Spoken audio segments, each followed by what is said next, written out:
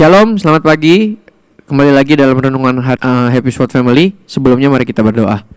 Tuhan, terima kasih atas penyertaan-Mu. Sampai saat ini kami bisa bangun dengan badan yang sehat, dengan tubuh yang luar biasa baik dari Engkau ya Bapa. Terima kasih Tuhan, pimpinlah kami hari ini. Biarlah renungan pagi ini bisa menguatkan kami untuk melakukan hari ini dengan baik. Terima kasih Bapa, di dalam nama Tuhan Yesus kami bersatu hati dan berdoa. Haleluya, amin. Ya, renungan pagi hari ini saya akan beri judul tentang gunakanlah rohmu. Jadi kemarin ini kita habis doa 10 hari ya, habis doa Pentakosta, yang dimana bahwa kita dipenuhi lagi dengan Roh Kudus. Jadi yang saya mau beri kesaksian adalah untuk kita diberi itu ada 3 roh. Yang pertama adalah roh penolong, yang kedua adalah roh kebenaran, dan yang ketiga adalah roh penghibur. Nah, jadi dalam kehidupan sehari-hari kita biasa kita menghadapi pasti pergumulan hidup pasti ada. Permasalahan hidup pasti ada ya dalam kehidupan sehari. Karena masalah kita nggak usah cari pun pasti akan datang sendiri. Nah, dengan perumpamaan yang waktu itu Bapak Gembala sebutkan, yaitu tentang ada handphone yang fungsinya satu handphone canggih, yang satu biasa aja. Tapi kalau sama handphone itu canggih tapi kita tidak berfungsikan dengan baik, itu akan sama aja. Jadi kalau kita nggak nyalain handphonenya atau kita nggak pakai fungsinya ini, berarti itu sama sekali handphone itu walaupun mahal tapi tidak berfungsi gitu dengan baik. Nah, itu sama dengan kehidupan Roh Kudus kita, yaitu kita harus fungsikan Roh Kudus kita.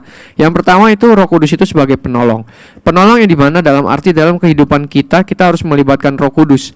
Roh Kudus sebenarnya pasti akan terlibat terus dalam kehidupan kita sehari-hari. Tapi bagaimana kita memfungsikan Roh Kudus itu, yaitu Roh penolong kita, untuk menolong dari segala masalah-masalah kita.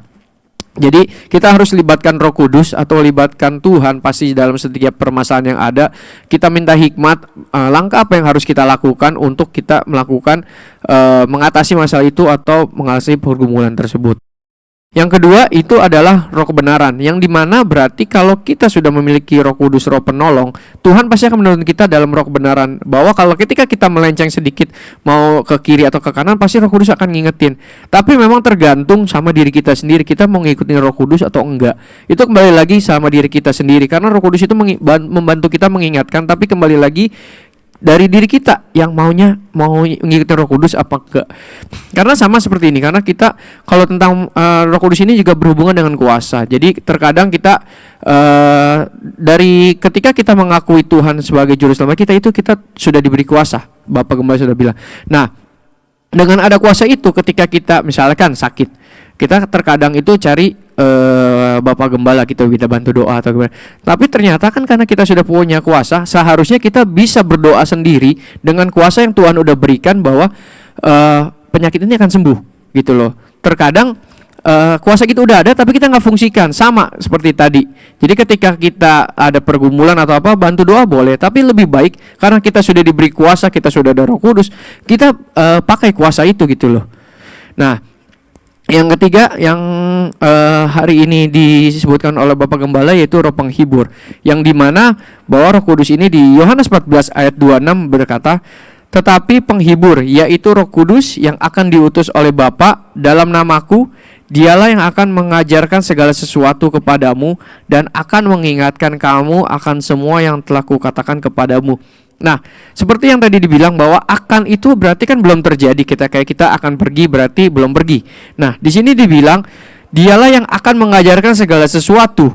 Nah, kalau kita pakai Roh Kudus itu dengan fungsinya dengan baik, kita tanya Roh Kudus apa yang harus kita lakukan, dia pasti akan mengajarkan, akan memberikan hikmat langkah apa yang kita harus lakukan, bukan langkah kita sendiri gitu loh. Banyak yang bilang kan manusia berencana tapi Tuhan yang berkehendak. Tetap kita harus report atau harus info gitu, Roh Kudus apa yang harus kita lakukan.